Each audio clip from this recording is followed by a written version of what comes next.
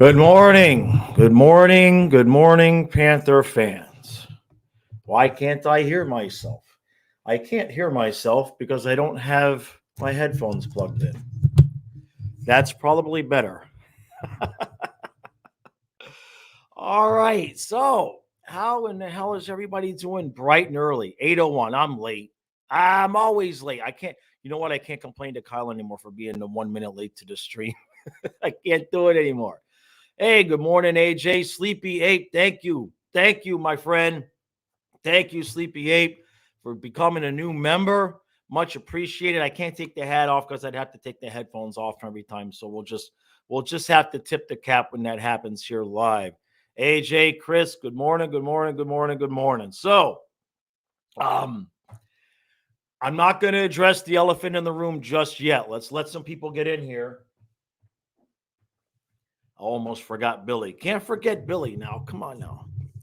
We cannot forget Billy. All right. We got to set him up proper. So yeah, I know people are going to have questions. Hey, good morning from Finland. All right. How you doing? I know people are going to have questions, but we're here for the hockey. So when we get enough people in here, I'll spend 2 minutes on it because I don't want to belabor the point, and then we'll go on. So in terms of last night, good morning, Sean. Coop is here. This is fantastic. I love it. I love it. I love to see it. So 3-2. We win again. How many games have we won this year? 3-2. Like, I mean, it's just like Paul Maurice. I don't want to put too fine a point on this.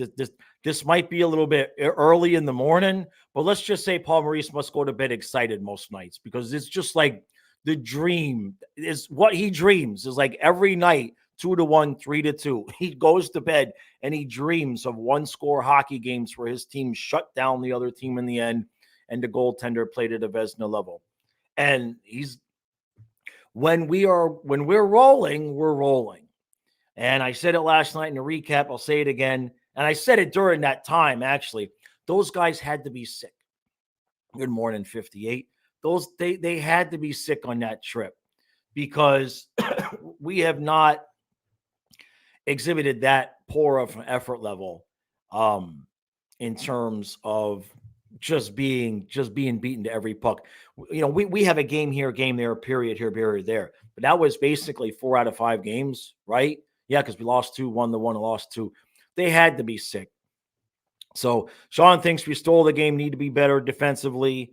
I mean, I don't know if stole. I would say Bob stole us. Let's put it this way. What I'll say, Sean, is I think Bob kept us from having to take that to overtime. I think we played well enough to get the point, and Bob took care of the rest. You know, Tampa won cups for a reason, and I know they're not exactly the same, but it's the supporting cast of characters that's not the same. It's still Stamkos and Kucherov and Point and all of those guys. Those guys still are going to do what they're going to do when it's time to do what they need to do. You know what I mean? Just like with the Panthers, you know, if the bottom 6 change, you still got Barkov, Tkachuk, Verhaeghe, Reinhart, et cetera, et cetera. And when it's time, you know, when it's desperation time and they turn it on, you know, like when we see the Panthers offense turn it on, is it us turning it on or is it the other team playing bad defense? You know, when you get these high level elite teams, they've got players that you can only play so good on defense, but eventually those offensive players are going to score. But yeah, Bubba was, yeah, Sean, no, I know. Breaking news, Reinhart wants another $1 million. I mean, it's working. It's working. And look, what did everybody say during the playoffs, right? Everybody's in the playoffs. Well, it's only because Tkachuk is scoring so much. Tkachuk is leading them. If it wasn't for the lucky goals, timely scoring, all of that, right? But it's that way with most hockey teams, right? You need solid defense, you need excellent goaltending, and you need a guy or two on the team to be lighting it up, right? You can get away with your bottom 6 not really participating in the offense all that much if you've got guys in the top 6 that are just like doing what Reinhart and Verhaeghe are, and Barkov too. And Bill, there's clearly something wrong with Tkachuk's shoulder. Yeah. I think we saw it last night in 2 episodes. He tried to do the wraparound and he couldn't do it. He could not do that quick twitch move that he's had in the past. And then you seen him hit the guy and go off the bet, off to the locker room. Then he did come back. Hey, Trey. So yeah, there's definitely, he's never going to say it, but I say again what Maurice said. When he gave that interview around Vegas, and he said, well, the plan was to get Chucky 5 days of rest and throw him out there game 7 with a broken sternum. That was what they were going to do. So, I said it. I made a video the day that Tkachuk came out in the summer and said, I'm 100%. And I made a video and I'm like, come on, bro. Okay. That was basically the theme of the video was, I don't know. And what I hope is that it's not permanent. That's really the thing that we can hope for, right? Sean says Chucky has an issue, but sure, at times his presence on the ice has teams eyeing him. Yeah, look, Chucky is doing everything we need him to do except for putting the puck in the back of the net. But I touched on something in the video where I did the player grades, and I touched on something there that I hadn't even thought of until I said it, which is part of the reason why he's not scoring is like what he said, I don't have to cheat on offense. He doesn't feel the pressure to be that guy right now because of what Reinhart and Verhaeghe are doing. Remember last year when we were not playing well, nobody was really lighting it up. Nobody was playing at the level that Reinhart and Verhaeghe are right now, especially Reinhart. So Tkachuk took it upon himself and went on that heater. And so I think it's a little bit of everything. There's clearly some dexterity issues with his shoulder, number one. Number two, with that injury, what kind of training, what kind of, getting into the gym and lifting and all of that could he have really done over the summer? It was all different. He's noticeably thinner. I think we can all agree there. He definitely doesn't look as big and thick as he did when he did those original, press conference when we got him. And so I think it's a little bit of the injury, a little bit of the training, and a little bit of him kind of saying, you know what, I'll just play great defense if these other guys are going to score. If he goes through the whole season and the playoffs like this, then there's concern. If he comes back next year and still looks like this, then we got a problem. But over and over and over in sports, you see guys have massive injuries like that. And it can take them half a season to a whole full season to even kind of look like themselves again. So I'm not ready. There's about 5% concern that it's permanent. But I have confidence he's a young enough guy, if nothing else, that after a full regular normal of summer, summer exercising and lifting and putting on some weight, I think he'll be fine long term. Sean wants to know when the trade deadline. March 13th? That's off the top of my head. NHL trade deadline. March 8th. So I was close. Friday, March 8th. So we got 2.5 months. January, February. Yeah, we got like 2.5 months. So we got time to figure out what we need to do. Zito's got to get some kind of contract signed before then, right? You would think, because depending on what you're going to trade for. Like, you don't want to give up assets for a guy like we did with Giroux that you knew going in, you were just renting. There's no way you can re-sign him. And there's no way we can know who we could re-sign or what we're going to do if we don't know who are we paying, how much are we paying, are we paying everybody, are we moving somebody? So, and then, of course, we're second in the conference, so you're not going to go trading guys away. We're going to look to be buying a forward, I have to assume. So we stand a chance of losing somebody for nothing. We might lose some bodies for nothing, and we might not lose anybody. It just depends on what these guys want to do. If they all want to get together and take less money to keep the team together, then there's enough money to make that work. But if somebody wants to get paid, and who can blame them, right? Then we're going to end up losing somebody and probably lose them for nothing in return, because I don't think Bill Zito is trading Brandon Montour or Sam Reinhart at the deadline for some picks because he's afraid to lose them for nothing. That ain't never going to happen. Excuse me. Let me get a drink of water here real quick.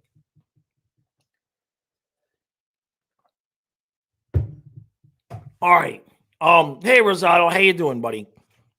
So I know people are going to have questions about what's going on with the reviews with Stu. I want to make it short because I know people are here for the hockey. Okay. But I want to be able to point to this video. If somebody in the comments, if you guys see somebody ask a comment in the question in the comments, point them to this section of this video, because I don't really want to go over and over and over and over and over it. Here's the thing. Now, I'm not going to get into the exact specifics of what's going on because I respect Stu's privacy, and that's not how I roll. What I will say is this. You guys can pretty much tell my personality by my life. I have had 2 relationships since the age of 22. I had a 24-year marriage, and then 2 months later, I met Karen, and we've been together over 5 years. So the point there is that I'm not easily deterred. You see that I have a great relationship with both of my children. Okay. As you might imagine, raising 2 autistic boys, it can be challenging on your patience. Okay. So the friends and the family that I tend to have are long term, because despite how it might appear to be to you guys on camera, I have a ridiculously far too permissive personality in terms of what I will accept in behavior from other people. That said, we all have our demons. Every single one of us has our demons. And at some point in our life, our demons catch up to us, kind of run our lives, and will cause us to lose people. And I suspect that that's what Stu is going through right now. I'm not going to get into the details of things, but what I can say is that this is not something that happened just one time. This is something that I've been dealing with multiple times. Just don't worry about it. It's okay. Don't worry about it. It's okay. Don't worry about it. It's okay. You guys have seen him interrupt me consistently on this on the show, and I've never once publicly said anything about it, even though you guys have said stuff in the comments, and I've even come in and supported him in the comments, being like, "Hey, he's trying. He's trying." The point is that despite my ability to keep long-term relationships because of that permissive thing that I have, at some point, the universe says, here's your sign. And like I said, this is not just a one-time thing. I made the video the other day, and if you listen to that video, I'm grading myself, and I gave myself a C because I was disappointed in myself. I was disappointed in the energy that I was bringing. I felt stagnant. I felt I needed a change. I was looking for something new and different. And Stu provided me with the opportunity to walk through that door. And so I took it. And so I'm not going to badmouth him. I'm not going to tell you guys what you can or cannot say in the comments. But remember, he's a human being. I appreciate the contribution that he's made to the channel. I've tried to make him feel welcome and appreciated. And sometimes you cannot relay to people how you genuinely feel, and you need to separate and part ways. So that's what's happened here. And as is my personality, when something like that happens, my ex-wife left the house after 24 years. 1 month later, I met Karen. 4 months later, I had her moved in, and we've been together ever since. So that's how long it takes me to move on. So that's what this show is.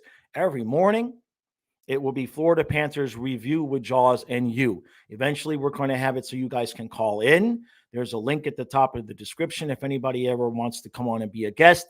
I'm going to have a rotation of guests as I get in contact with people and we organize the time and everything like that. But it will always be live for everybody, not just the members. It will be this format that you see here. Fluffy is laying in front of me. And that's that. Let's get back to the hockey. Last thing, if you see anybody asking questions, point them to this point of the video. And that way I don't have to keep explaining it. You guys don't have to explain it in the comments. We're moving on. We're making it a positive thing. That's the way I like to roll. And the Panthers won last night. So I'm going to take a sip of water and we're good to go. All right. Now, in terms of our team, we wake up this morning second in the conference. And I know it's games in hand and all of that, yada, yada, yada. But we're second in the conference. And let's see, what did Praga say? So I think Tkachuk came out as a star last playoffs. Now every team is keying on him, and that's part of the problem. That is not a bad take, Praga. I'm trying to there's pieces to everything there, right? Because Praga, remember what we said during the run last year when we knew we were going to kind of be worn out. We were learning how to play this playoff style hockey. We knew that there's no way a team can play that style every 82 games, but another team can come in and give us a hard time one game at a time and kind of force us on nights when maybe we don't have the legs to try to play that style to match their energy. And I think that's some of the things that we've seen. Yeah, Sean, I appreciate that. Let me see. I missed a couple comments here. I'm trying not to miss anything. Sean, appreciate that. AJ. Yeah, no, hey, look, it's a work in progress, right? But we're just gonna go with the flow of how it goes. And if nobody can come on, nobody can come on. But I'm going to work on the call-in thing because that might make it easier on people. Like if they're just getting ready for work or going to work and they want to just call and talk for a minute or two, that might make it easier. So that's coming as quickly as I can.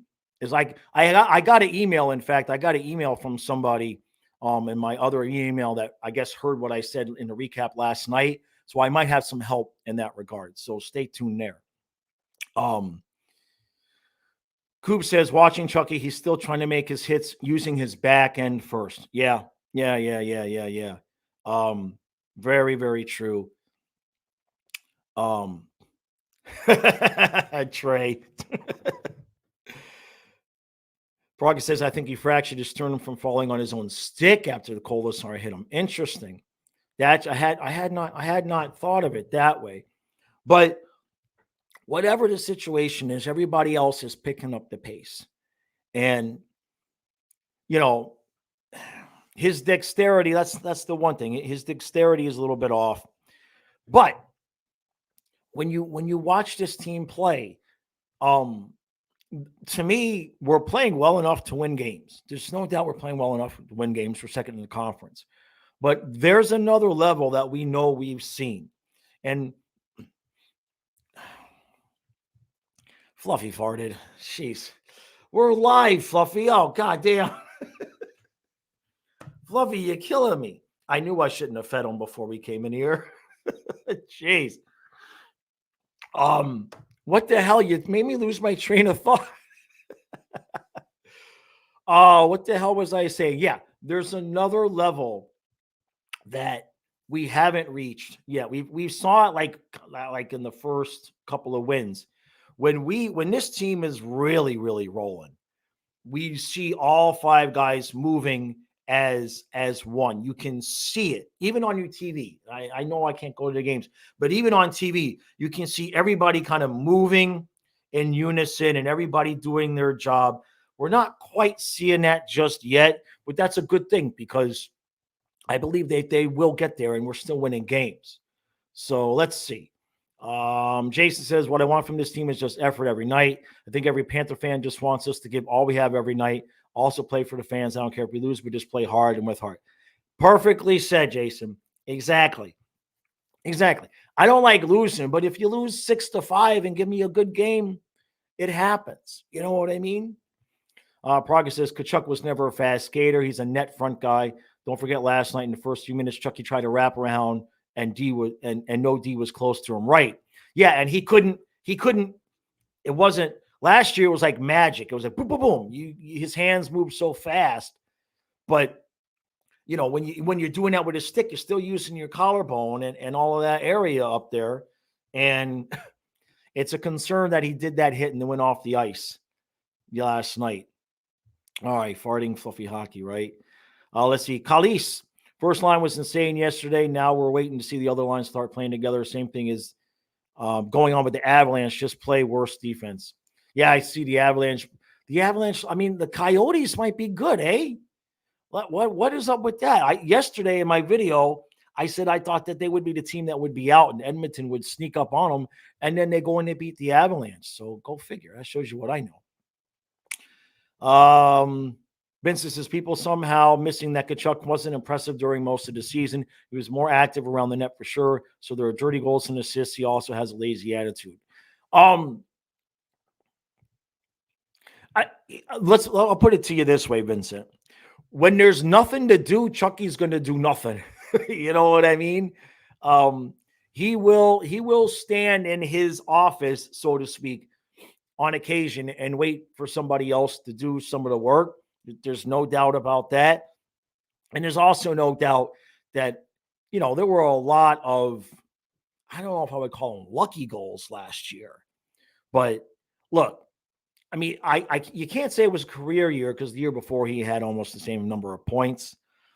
I'm not going to go off my own personal deep end judging him this year because of that injury. If we still get this Chucky next year, or if he can't raise his level of play in the playoffs, then we have a concern there. But he has developed some parts of his defensive game to make up for some of the shortcomings on offense right now, which tells me he knows that there's still an issue there. Vincent Praga says, I think he's just actually slow. His D is better than this year. Yeah. He's not a good skater. Right. Oh, geez. Jason said, I'm sorry. I'm sad we don't have Lawson Krause. Geez. Yeah. It's simpatico, Jason. Don't get me started on Owen Tippett and Lawson Krause. Just don't get me started. Nobody wants to hear me talk about that anymore. I don't want to hear me talk about it anymore. But Lundell with Krause and Tippett would be. How about I'll make a truce with you guys, since you don't like me talking about Krause and Tippett, but you also, some of you want to give up on Lundell. How about in the alternate universe, we gave up on Lundell and the line is Luosterainen with Tippett and Krause? Huh? See, I'm a very negotiable guy. Okay. What about that? Huh? Luosterainen with Tippett and Krause as a third line? Come on. All right. Yeah, Bill says he wishes he would play the young guys more, Sordiff and Mackey. They both technically kind of made the team. And then he said, what did he say? He says they're going to play 100 games this year. Half of them here being the NHL and half of them in the AHL. Well, unless he's planning on bringing them up at midseason, he lied. He absolutely lied. What are the thoughts we can get Connor Brown at the deadline? Man, Rosado, I can't even begin to contemplate who or what right now, because I got to see a contract get signed. Sign somebody. He's got to get Forsling or Reinhart signed. I'm not as concerned about Montour because Montour's value is plummeting as we speak. His agent's probably on the phone with Bill Zito right now going, hey, what about that $6 million we talked about? And Bill's like, yeah, I'm not so sure about that. So he's got to sign somebody. Somebody. Get Reinhart locked up. Reinhart and Forsling. And then you can kind of look and see, okay, what's our money situation going to be? Because you don't want to pull the Tippett thing again. You don't want to give up any assets, really, because we don't have them anyway. You don't really want to go giving up guys to bring in new guys that we're not going to be able to re-sign. And I know that's tough because usually the guys that are being traded is because they're on the last year of their deal. But excuse me, sorry. We don't have a whole lot of ammunition. Vincent says, what about trading E2 for a goal scorer? We kind of have too many same type of players. Keep Lundell. And then to back that up, Calise says giving up on Lundell would be the most stupid thing. I know with that cap hit, he's going to be better than Barkov if he gets offensive together. Okay. Vincent, I don't know about giving up on E2. I don't know about it, because that still doesn't get Nick Cousins out of your top 9. I'm not ready to give up on E2. He does so many other things so well. I get the what you're saying. I get the temptation, but I don't know. And again, it would depend on, can we re-sign him? What are we getting in return? Right? Because not for a rental. Because what are you going to do? Then you would have Lundell with the scorer and Cousins, and you would take Luosterainen out. I'm not. Yeah, and we just gave him a contract, so yeah, Cousins for McDavid. I like Danny's idea. We might have to throw in a little bit more than that, though. Give him Lorentz and Cousins, Danny. Be realistic. Lorentz and Cousins. I think we could get it done for that. Yeah, we just gave E2 a contract. Yeah, Jason says, I will say that Forsling has to be signed. Ronell should be signed, but please don't overpay him, not like Hubie. Also let Montour walk unless you take 5.5 for 6 years.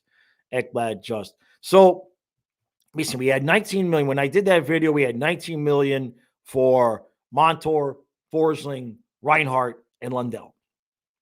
And the way I figured it out was that if you kept Reinhart at 6.5, you could give Forsling and Montour like 4.25, and then Lundell will get like 3. So you can lower Lundell's, but what you're going to have to do is, if you can get Reinhart to sign for 8 and then get Forsling, if you could somehow get Forsling under 5 million, you might have enough money to negotiate something with Montour.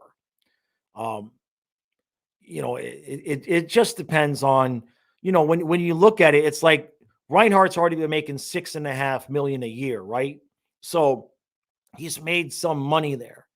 And Danny thinks Reinhardt be asking for 10 million. Well, maybe. I mean, yeah, look, I get it, right? I mean, we might be wishing on a star that don't exist,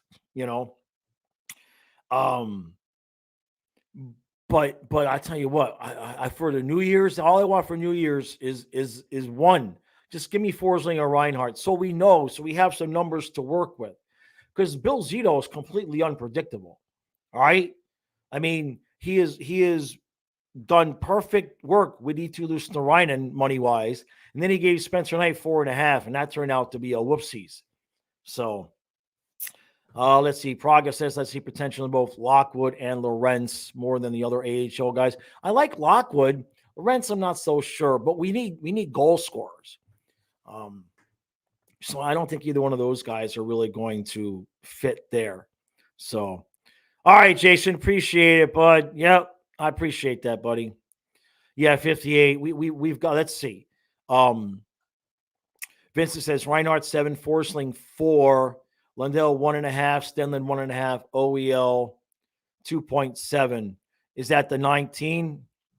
11, 12, 13, 14, 15, 16. There's still, yeah. Don't forget, Lomberg needs a contract. I think Cousins needs a contract. Yeah, I agree with the Lundell. That might be a little low on Forsling. If you can get him for that, great. But I have a feeling that number is going to end up closer to 5 than 4. I mean, how do you tell Gustav Forsling he's not worth more money than Eric DeBranson? You know what I mean? But if Bill Zito gets Sam Reinhart to sign for 7, I'll get a Bill Zito statue, and the whole show will just be a Bill Zito statue, right? So Bill thinks Reinhart wants 9.25. Yeah, it's just going to be up to Sam Reinhart. It really is, which is why he's got to be the first piece, because you got to know, because if you end up losing Reinhart, then you've got plenty of money for everybody else. Coop says, I say if you live close enough to the new training facility to drive your golf cart, you can give up $1 million and your new contract due to how easy your life is. I like that attitude. I like that attitude, Coop. Yeah, I like that. That place is pretty nice. You know, those guys got nothing to complain about. And let's see. Praga says if we can keep any of our other new D, Mikla, OEL, Kulikov, not sure what's up with Mahura. Mahura is still a young defenseman, and he was paired with a very highly underrated Radko Gudas last year. And so when you've got guys, remember Ekblad with Campbell, and we thought, oh my God, Ekblad is going to be the best defenseman since Bobby Orr. Well, when you have a young defenseman paired with a really, really solid veteran guy, that veteran guy can insulate a lot of, mistakes and blemishes. And then you throw Mahura out there this year with Balinskis, who had never played in the NHL, and we're kind of lucky it went as good as it did, to be honest with you, because it's not, a second-year guy and a guy never played in the NHL before. That's tough to start off as a bottom pair on a cup contending team and be like, here you go, guys. So I still have faith that Mahura will develop. But he needs the right pair. He needs the right pair to take care of that. So, all right, everybody. I think we're good. A half hour is good for today. We didn't have any guests, so that's okay. We're gonna. I know Tom is going to be able to join us, and I know Nick is going to be able to join us. But it was such short notice for those guys that we really couldn't make it work. And Rosado thinks Kulikov will take first line. I don't know about that. Oh, and Vincent wants to know, can somebody figure out the Carlson paradox? I don't know. Bro, I don't know. I mean, he's been waived how many times and nobody else wants him. So there's got to be something, but we keep taking him back too, right? So like you're thinking if he's like a locker room bad guy or if there was something wrong with him, why would we keep taking him back? We do. He keeps lighting it up, but every time we waive him, nobody else takes him. It's very, very strange when you see some of the guys that get picked up on waivers and then Carlson just tearing it up in the AHL and just nobody, as in none of the other 31 teams. So yeah, I can't figure that out either, man. So, oh, you're in Mexico, Rosado? Are you on a school field trip or something? Huh? Yeah. Hello from rainy Mary. It's actually cloudy now. It warmed up, man. It pisses me off. This is the second year in a row where every time in the winter, we'll be well below freezing, like in the low 20s. And then it start raining and it warm up to the 50s. So appreciate that, Bill. Much appreciated. All right, everybody. That's going to do it for this morning's Florida Panthers review. Panthers get the win 3-2. We didn't talk about the game a whole lot, but that's okay. This is a good format, talking with you all, answering your questions, getting your comments. That's the stuff you guys want to talk about. And, and that way, if this is the way that things move, maybe I'll talk a little bit more about the intricacies of the game during the recap. You see what I'm saying? Because in the past, I've been kind of saving things for the review instead of saying it in the recap. So maybe we can make that a little bit of a change as well. So you're on winter break. Yeah. I didn't think about it, Rosado. Right. Yeah. All right, everybody. Appreciate all the support. And for you members and Patreon supporters, I should be back with the podcast. Should be out about 1 o'clock, somewhere there between 1 and 2. We'll see you guys later. Thanks.